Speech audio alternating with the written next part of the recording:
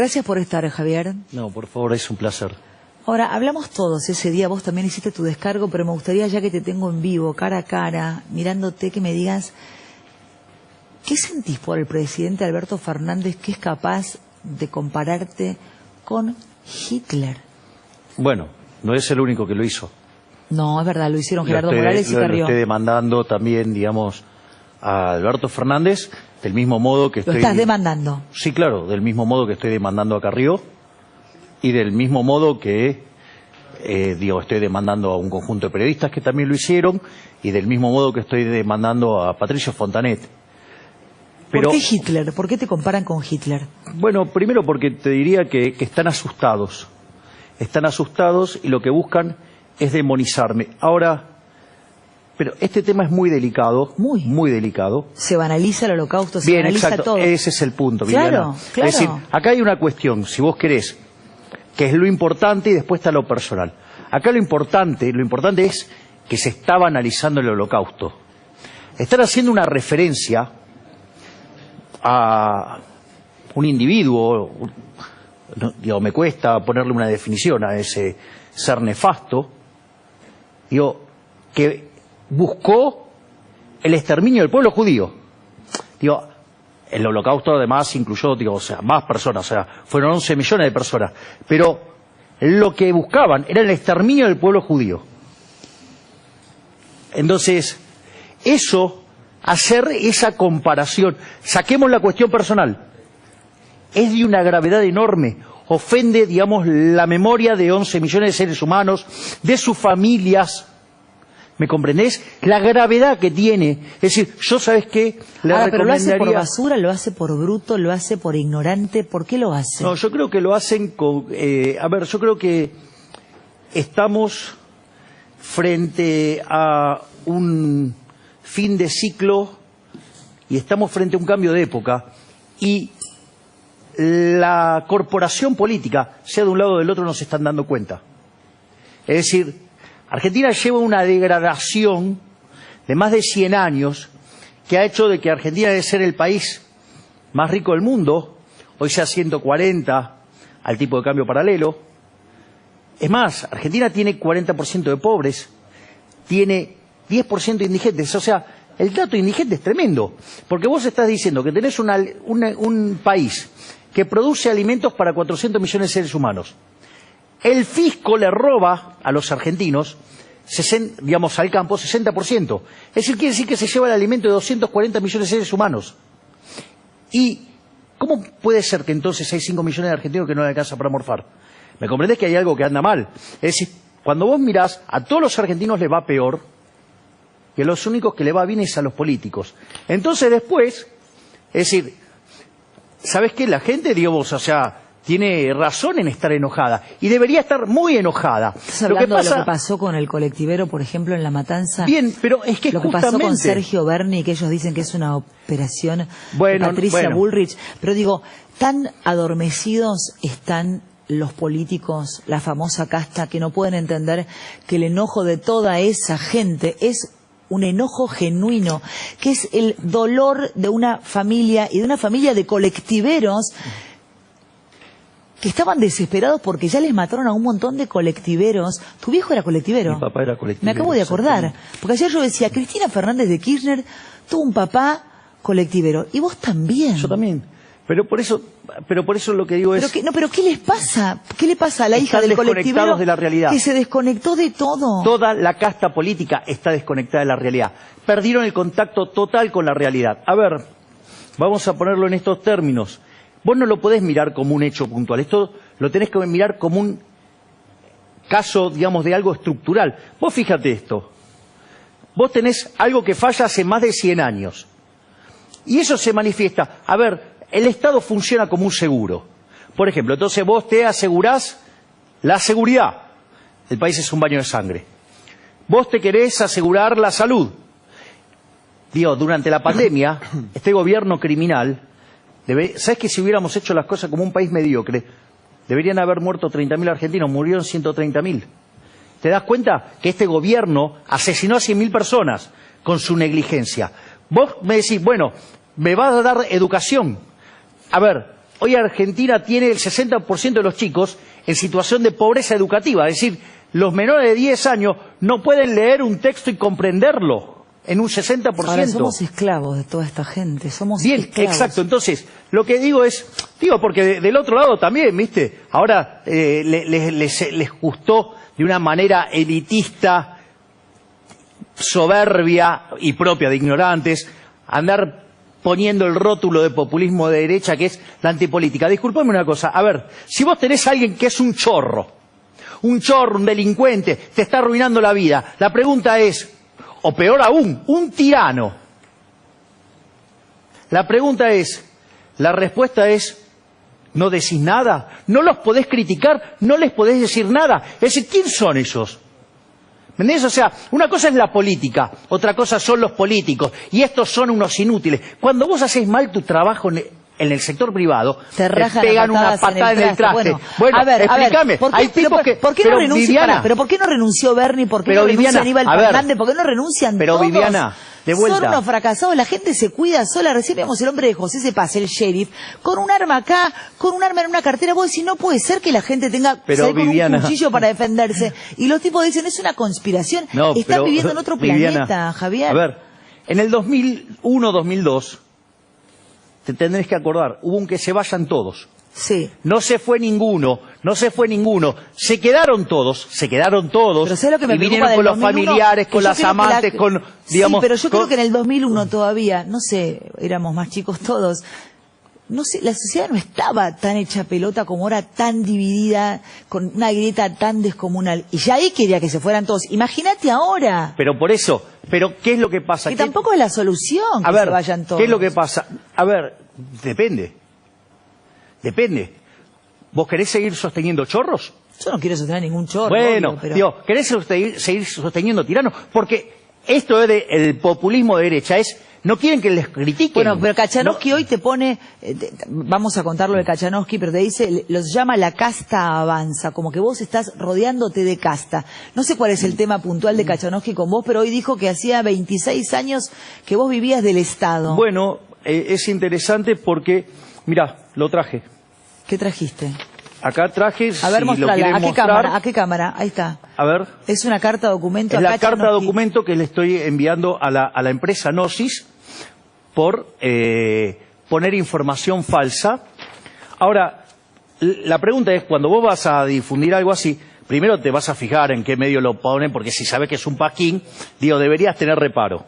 Primer punto. Segundo punto. Te acusan de haber trabajado y vivido del Estado. 26 años. Como casta, 26 años. Bien, después vi que puso, 26 o 6 meses es lo mismo. No, bueno. Claramente no. No es lo mismo. Pero 26 años no es lo mismo. No, aparte yo, a mí concretamente, mostrá la carta me hicieron... por favor. ¿Otra vez? No, le digo al productor, yo se la mandé. Me hicieron, son 2 contratos que yo tuve, ¿sí? Con la gente de BUSI, en aquel momento, en el año 94, que era por un proyecto que tenía que ver con los cítricos, o sea, con el limón concretamente, y otro, que tenía que ver con la caña de azúcar. Es decir, yo hice mi trabajo, se trabajó para ese proyecto, se terminó el trabajo y me fui. O sea, el dato, ¿sí? Después queda como que estuve ahí, 26 años. Ahora, ¿cuál es el punto? Porque esto es lo interesante. La realidad es que, por ejemplo, una de las cosas que pasó es que, Gnosis hace unos días hizo una contratación directa con la ciudad autónoma de Buenos Aires. Está bien, pero si a vos te ponen que durante 26 años laburaste en un lugar y es mentira, es un delirio poner eso, porque en 2 días te das cuenta que es mentira. Pero esto no es un dato menor. Hubo una contratación directa de Gnosis por parte del gobierno de la Ciudad Autónoma de Buenos Aires. 2 días después aparece esta operación y después todos los tuiteros y todos los que están en redes que trabajan para Juntos por el Cambio, para el gobierno de la ciudad, salieron a levantar esta noticia. Esto es de una gravedad enorme. Ahora, de todos modos, discúlpame que te diga, yo siento que el tema que tiene Kachanowski con vos es muy personal. O sea, me da como... Bueno. Que no me da opereta, me da que tiene un tema personal con vos. Bueno, la vida, o sea, no le puede... No, todo el mundo no te puede... Digo, todo el mundo no te va a querer. Antes hablaba bien de vos. ¿Qué? Antes hablaba bien de vos. No sé. Digo, fíjate, no, pero quería señalar estas cosas. Vos sabés que si esto hubiera sido cierto, durante la campaña, Leandro Santoro, que fue el que lo levantó por primera vez, lo hubiera usado, y sin embargo no pasó. Te voy a decir algo más, no solo eso, cuando me hicieron la opereta del IFE, que en realidad era una cuestión de una ATP y era para una empresa, no para mí, sí, ahí también hubiera saltado. Pero fíjate, entonces esto debería haber saltado antes y no saltó. Y es más, tengo, y me consta de periodistas que además no me quieren y que lo dicen explícitamente, estuvieron con la base hace unos meses y no estaba ese dato. Es decir, entonces alguien ingresó, modificó la base y ahí montaron la operación. Pero la mentira tiene patas cortas, olvídate. Háblame de la economía. ¿Dónde estamos parados? Se habla de devaluación, de hiperinflación. A ver, ¿qué va a pasar con este gobierno, con Sergio Massa, que es un ministro que realmente no termino de entender qué es lo que está haciendo con todos nosotros? Mira, desde mi punto de vista, Argentina está frente a lo que va a ser la peor crisis de la historia argentina. ¿La peor? Sí. Argentina hoy tiene indicadores sociales que son peores que los que teníamos en la previa del 2001.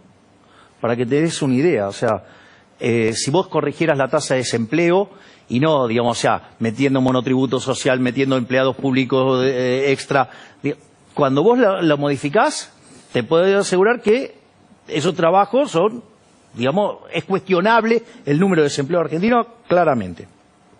No solo eso. Digo, tenés más pobres, tenés más indigentes, evidentemente nuestros salarios en dólares, digo, son menores que los que teníamos en aquel momento. Después vos tenés un problema de índole monetario. Cuando vos ponés restricciones en el mercado de cambios, a vos te aparece un exceso de demanda de dólares, o sea, el tipo de cambio oficial todos quieren. Eso, digo, tiene consecuencias enormes en el resto de la economía, que implican altas tasas de interés, deterioro en el nivel de actividad, deterioro en el empleo, deterioro en los salarios reales. Pero al mismo tiempo, vos tenés los pesos, querés salir del sistema y no podés. Eso se llama sobrante monetario. Eso pasó 2 veces en Argentina. Pasó en el 59 y en el 75. Hoy, ese desequilibrio, hoy, es peor que el que teníamos en la previa al Rodrigazo. Pensá que en el Rodrigazo la inflación se multiplicó por 6 y la pobreza por 5. A ver, multiplicar la inflación por 6 sería llevarla a 600. Y multiplicar por 5 la cantidad de pobres no podés porque no te dan los números. ¿Qué quiere decir eso? Que ahí tenés un desastre social. Y el otro problema que vos tenés, que es todavía mucho más grave, que es el que tenés en el Banco Central. El Banco Central, para tratar de que haya presión en los precios con la cantidad de dinero, lo saca esos pesos de la calle con un instrumento que se llama LELIQ. Lo saca y paga una tasa de interés. Esa tasa de interés hoy es del 107%. Quiere decir que eso además cada año se te duplica, por decirlo de alguna manera, con lo cual el efecto bola de nieve es tremendo. Ahora, mira esto, porque es interesante. La relación entonces entre esos pasivos remunerados, llamados LELIQ, contra la base monetaria, hoy esa relación es más alta que la que teníamos a inicios de 1989, la hiper de Alfonsín. O sea, 5.000% de inflación en mayoristas. ¿Qué quiere decir esto? Que tenés todo para estallar. Y el tamaño del estallido va a ser enorme. ¿Y a qué se dedican los políticos? A ser enorme. A mirarse el ombligo. Vos mismo lo estás diciendo. Pero, Javier, están todos peleándose a ver cómo se reparten el queso. Javier, sí, Jorge. Pero perdón, el estallido va a ser tremendo ¿cuándo? ¿Cómo? ¿Dónde? Claro, ese es el punto, porque todos estamos hablando, Javier, porque lo hablamos desde el temor de que suceda. Claro. Todos hablamos de que va a haber un estallido, de que esto es una crisis tremenda, y nadie termina de definir bien la idea. ¿Cómo la ven? ¿De qué hablamos de un estallido? Hablamos a ver, de gente vamos por parte, Jorge. Te voy a pasar una frase de Dornbusch.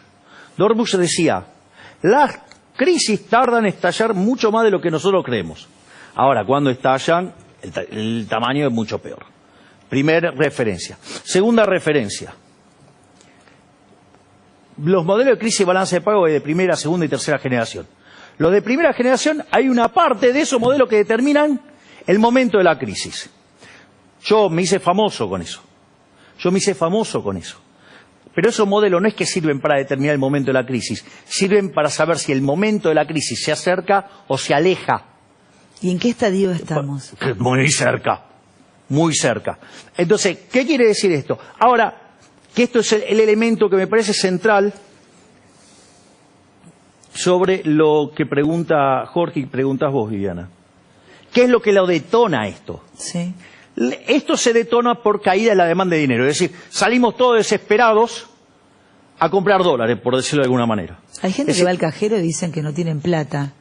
Me ha pasado con 2 amigas. Che, fui al cajero, no hay plata. ¿Sabés algo? Me dicen, le digo, no tengo la menor idea, igual lo que tengas, sacalo. Yo visto sacalo. Me dicen, no Peso encuentro. Nunca. No, claro. Pero fíjate esto, porque esto es lo interesante. Entonces, esos episodios de caída de la demanda de dinero, sí. ¿Qué es lo que lo detonan? Y esos episodios se detonan básicamente con crisis políticas. Claro. Y están todo el día jugando con esto. Perdón, que iba a decir otra cosa. Sí, no, pero es que es así. Entonces, vos fíjate, decís cosas todas peores, las peleas... No, bueno, está bien, pero viste, después vienen los acartonados abanderados de la forma. O sea, de repente viene alguien con buena forma y te dice que te va a asesinar y dice, ay, qué lindo habla. Y de repente vos decís, che, te están robando, te están afanando. Ay, mirá, está qué lleno mala de pedófilos en la televisión que hablan bien. Claro. Si vos hace un año, volviendo al tema de la explosión de la economía, si vos hace un año nos decías que hoy el dólar iba a estar a más de 400 pesos, que íbamos a tener 18 tipos de cambio. Perdón, Javi, hay 48. Bueno, por eso hay muchísimos, 42. infinidad. Sí, se hizo el raconto Damián Di Pase. 48. 48 lo publicó hoy, Damián. Pero es récord Guinness, podríamos dar el libro. No, ¿sí? no, bueno, a ver, es propio es una economía que está enferma. Todos esos tipos de cambios que vos ves, en realidad son devaluaciones encubiertas. Claro. Es decir, cuando vos tenés un exceso de demanda, o ajusta por precio o ajusta por cantidad. Ahora, pero quiero hacer esta pregunta, ¿no? Perdón, Javi, sí, pero sí, dale. ¿con qué está especulando Massa? Porque ayer le digo, Javi, mañana te venís con todos los anuncios, viene Milei, habla Massa. Hoy, con expectativa, pongo la tele, voy en el auto y dice Massa lo que dice, digo, pero... Como estamos, mirá, se nos deja así, ¿viste? Ver, Como no, conociéndolo a Massa, debe tener una carta guardada. ¿Cuál puede ser? No, digo, o sea, no tiene carta. No hay nada. No tiene carta. Ahora, digo, lo único que apuestan... Entonces si no tiene carta, estamos en el horno porque no tenemos nada más que hacer. Son controles. O sea, lo único que hacen es reprimir. Es decir, de vuelta, vuelvo al problema. Vos podés controlar precios o cantidades. Digo, yo no controlaría nada, no sé, porque yo soy liberal. Pero, de vuelta. Entonces... No les gusta el precio del dólar, entonces lo manejan. Ahora, ¿qué es lo que pasa? Se les genera que mucha gente quiere comprar al oficial. Entonces, ¿cómo lo regulan? A garrotazos en la cabeza, que se llaman regulaciones. Por eso tenés 48 tipos de cambio, porque estamos repletos de regulaciones.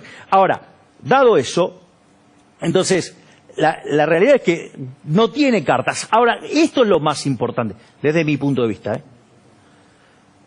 ¿Por qué? ¿Por qué? O sea, ¿por qué hacen esto? Porque lo único que les importa... Yo te voy a pasar un tip de lo que son los políticos. Porque hay gente que dice, no, bueno, le está armando la bomba al que sigue. Error garrafal. No es que le está pasando la bomba al que sigue. Lo que está haciendo es tratar de retener el poder. Lo único que les importa es ganar la elección. Porque si ganan la elección, si después estalla, no les importa. Porque ya tienen el poder y tienen 4 años más para robar. Ese es el problema. Es decir, y de un lado y del otro piensan igual. Porque vos decís, no, del otro lado no. Ah, no, ¿y qué fue lo que hizo la CUNSA? Con el reperfilamiento. ¿Acaso no había tipo de cambio libre y no volvió a poner controles de capitales? Un segundo que seguimos conversando con vos, La Nación. No nos queda nada de tiempo. Definición final para irnos. Que hoy es la festividad de Pesaj. Claro. La fiesta de la libertad. La fiesta que recuerda la salida del pueblo judío de Egipto hacia la tierra prometida. O sea, ¡viva la libertad, carajo! Ahí está. Para vos, Alberto Fernández. Chau, hasta mañana. Gracias por acompañarnos. Gracias, Javier.